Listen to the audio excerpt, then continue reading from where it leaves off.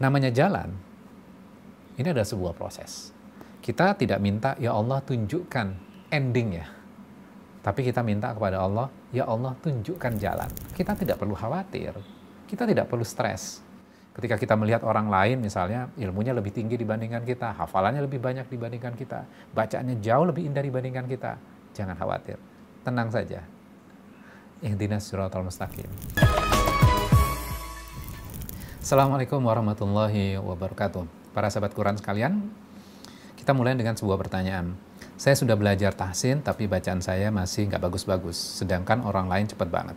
Kemudian ada pertanyaan lain. Saya sudah ngafalin, tapi nggak hafal-hafal. Ketika hafal, ditambahin ayat baru, hafalan yang lama lupa lagi. Gimana ya Ustadz?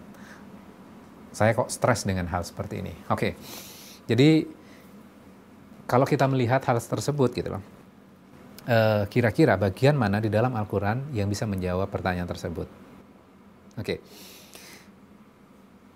kita akan belajar di dalam surat Al-Fatihah. A'udzubillahi minasyaitonirrajim. Bismillahirrahmanirrahim. Ihdinas siratal mustaqim. Tunjukilah kami jalan yang lurus. Di dalam doa, di dalam surat Al-Fatihah ini kita minta kepada Allah ditunjukkan apa? Ditunjukkan jalan yang lurus.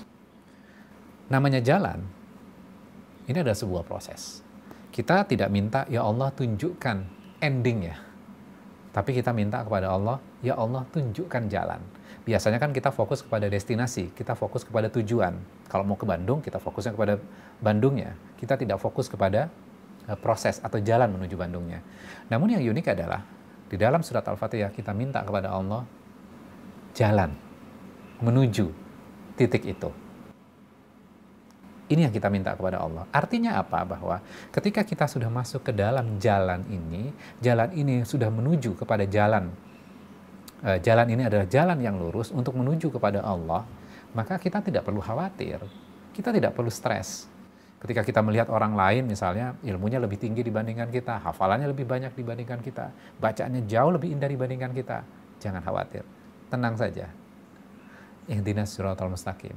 Kalau kita sudah berusaha di jalan ini, kemudian kita sudah coba untuk belajar tahsin, kemudian kita sudah belajar menghafal Al-Quran, kemudian kita belajar makna dari Al-Quran, tapi kadang kita masih belum paham, maka nikmatin saja, kita sudah berada di jalur yang lurus. Jadi tidak perlu stres, dan tidak perlu dibandingkan dengan orang lain. Sepanjang kita berada di jalan itu, insya Allah, Allah meridhai kita.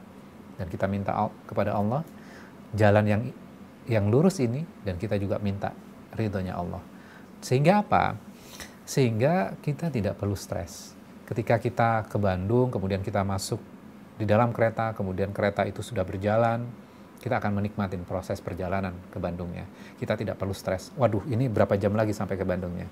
Tidak perlu seperti itu. Kita nikmatin proses kita. Ketika kita tidak hafal-hafal, toh tujuannya adalah kita bersama Al-Quran lebih lama.